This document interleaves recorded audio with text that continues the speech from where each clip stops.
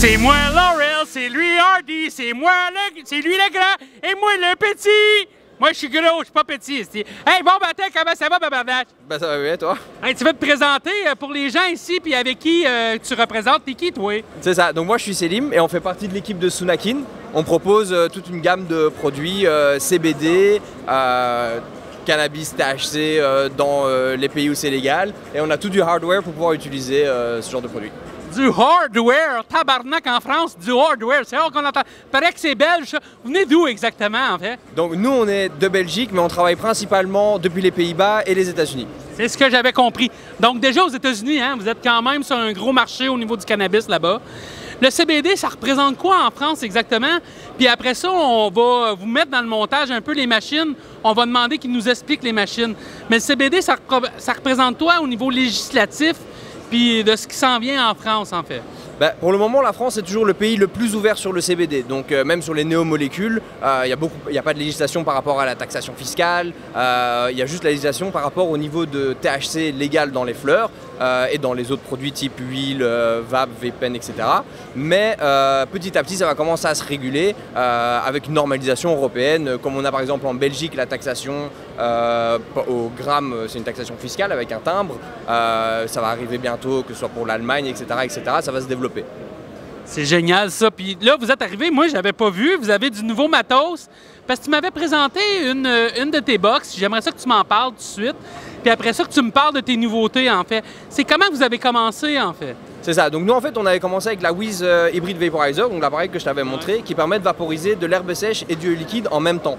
Et en fait, l'intérêt de pouvoir le faire en même temps, c'est d'avoir et les sensations qu'on a quand on vaporise de l'herbe, mais en même temps d'avoir la sensation grâce à la vapeur de cigarette électronique et la nicotine. Et donc aujourd'hui, on se rapproche tellement des sensations que le fumeur recherche quand il fume, qu'on peut lui offrir une vraie alternative pour arrêter de fumer. Et puis à côté de ça, on sort des vaporisateurs qui sont plus accessibles, comme par exemple le e-Quick, qui est le premier vaporisateur 3 en 1. Donc c'est un vaporisateur où tu peux mettre de l'herbe sèche, du e-liquide et des live resin, des distillates, etc., le crumble, shatter, tout ça est utilisable avec la même batterie, c'est simplement en changeant le pod que tu pourras pouvoir utiliser l'un ou l'autre. Ça pourrait être un bon marché pour le Canada parce qu'on s'entend, c'est rendu légal là-bas. On a une panoplie de ce qui vient de nous parler, hein, que ce soit des concentrés, de la résine et tout ça. Est-ce que sur le marché européen, c'est quelque chose de quand même qui se vend beaucoup en ce moment ou on est plus sur l'herbe et la schiste au niveau du CBD? Parce que j'ai vu qu'il y avait de l'extraction aussi. C'est ça. Donc en fait, l'extraction de CBD, pour le moment, ça se développe beaucoup en Suisse. Il faut savoir qu'en Suisse, ils ont une législation particulière par rapport même au THC. Ils ont le droit de planter chez eux 4 plantes, mais ils n'ont pas le droit de stocker plus que X grammes. Mais le problème, c'est que leurs 4 plantes leur fournissent beaucoup plus que les X grammes qu'ils ont le droit de stocker. Donc tout le reste, ils vont l'utiliser pour en faire des extractions. Et donc ils le font eux-mêmes, donc des homemade extractions avec, ils font principalement de la wax. Et c'est eux qui sont du coup gros clients pour justement ce genre d'appareil, des dabbers comme on appelle dabbers électroniques. Bon, ben écoute, moi je vais te laisser te retourner à ton stand. C'est occupé, vous avez du monde. Je vous souhaite un bon succès.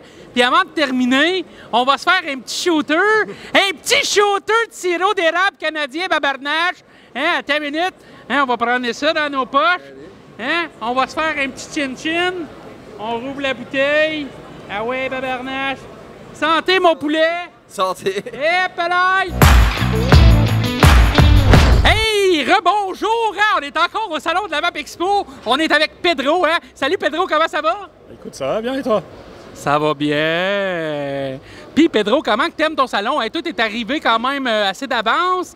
Qu'est-ce que tu fais chez Orego, Pedro? Ben, je m'occupe un peu de la partie marketing, un petit peu de tout. Et là, ben, j'ai géré la fabrication, le projet de ce stand.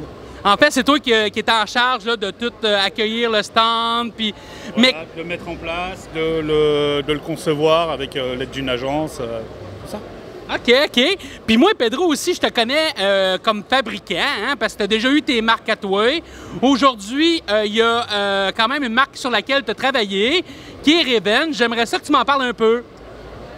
Revenge, ben, c'est un projet avec un ami d'enfance, avec Michael Chopin, qui a les magasins Vap Smoker.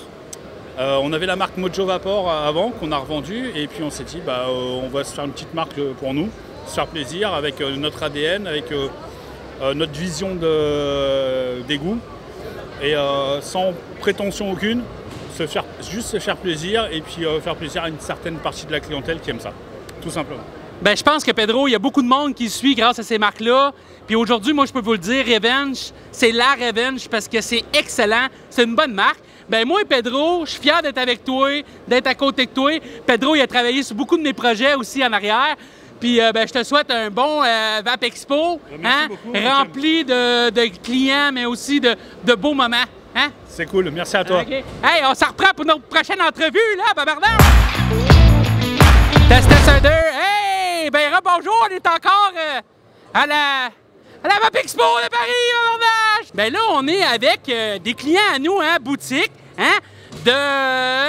Bleu Blanc Vap. Oui, oui, ça je le sais, Bleu Blanc Vap, mais on est de Reims, non? C'est ça, de Reims, Fait que je vais vous les présenter, ben ils vont se présenter eux-mêmes. Les dames d'abord. Alors ben moi je m'appelle Clémence du coup, donc je travaille chez Bleu Blanc Vap à Reims dans la Marne. Et puis bah du coup voilà, ça fait 1 an que j'ai ouvert ma boutique maintenant et puis bah j'essaye encore de me faire connaître. Du coup je pose ça là si jamais vous voulez venir, il n'y a pas de souci. Hey. Ah, puis on a aussi notre ami ici à côté. Bonjour Pierre, donc pareil, Bleu Blanc Vap à Reims. Et je suis arrivé à la boutique il y a 1 an et depuis bah voilà. Bleu, blanc, rouge, je sais que quand même, toi, ça fait longtemps que tu travailles là, fait que je vais quand même te poser quelques questions, hein, Bleu, blanc, Vap. C'est français, hein? Vous avez vos gammes de liquides aussi, je pense. Oui, c'est ça. Tu peux nous en parler un peu? Alors on a une première gamme de liquides où on a des liquides qui ne seront pas sucrés du tout en fruité. On va avoir aussi un gourmand fruité qui est de la tartelette à la fraise. Donc là on part sur vraiment une clientèle qui n'aime pas du tout l'effet sucre qui reste dans la bouche. Et on a du coup une autre gamme où là ça sera plus sucré. Il y a du tabac, il y a de l'amande polaire aussi et d'autres fruits. On a aussi un M&M's qui est plutôt pas mal. Du coup, voilà. La passion de la vape, tu vois-tu, ça se voit dans les yeux, ça se voit dans le sourire en fait. Moi, j'ai une petite question pour toi à propos de ta boutique. Ouais. C'est quoi l'adresse, c'est où exactement? Puis c'est depuis quand que tu es là?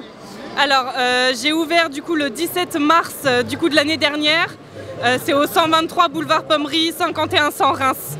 123 boulevard Pommery à Reims. Il faut arrêter. Si tu passes à Reims, t'en raisser une. Faut que tu arrêtes voir Clémence, hein, à sa boutique. Hein? Puis après ça, si tu nous parlerais un peu de ta boutique, toi, c'est quoi l'adresse à ta boutique? Alors nous, c'est 8 avenue Nationale à Reims. Et pareil, c'est les mêmes produits, vous retrouverez les mêmes produits, c'est que du français et c'est top. C'est ça, hein? Chez vous, c'est la fierté d'avoir des produits français. Ben écoute, est-ce que vous avez quelque chose d'autre à dire avant de raccrocher? Hein? On va se faire un petit shooter de sirop d'érable tout à l'heure oui. Ouais. Puis si tu aurais quelque chose à dire aux gens là, qui viennent à Reims, c'est quoi? C'est quoi que toi, là, que tu te démarques des autres? Par rapport à ma boutique? Oui. 100% français? 100% français. Fait qu'on va finir là-dessus. Hein? On aime quoi en France? Comme chez Moc Moc, c'est 100% français, babarnak!